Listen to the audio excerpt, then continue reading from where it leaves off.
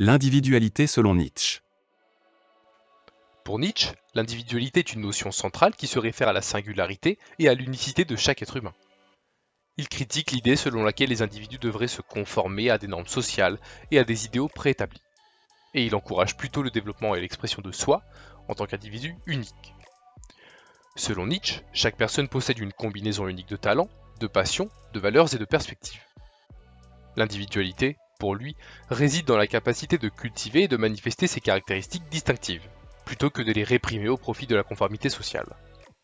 Il s'oppose à l'idée que nous devrions tous aspirer à être semblables les uns les autres, ou à suivre un modèle préconçu de comportement. Au contraire, Nietzsche valorise la recherche de son propre chemin, la découverte de sa propre voie et le développement de ses propres idées et valeurs. Pour Nietzsche, l'individualité authentique implique d'avoir le courage d'embrasser sa singularité, de prendre des décisions et des choix qui reflètent véritablement notre nature intérieure. Cela signifie être conscient de nos propres instincts, désirs et talents, et d'agir en accord avec eux, plutôt qu'être simplement guidé par les attentes et les jugements des autres.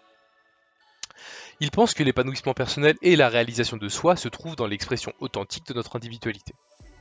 Il encourage les individus à rechercher leurs propres valeurs, à remettre en question les conventions sociales et à forger leur propre chemin dans le temps. En résumé, pour Nietzsche, l'individualité signifie la reconnaissance et la valorisation de notre singularité et de notre unicité en tant qu'être humain.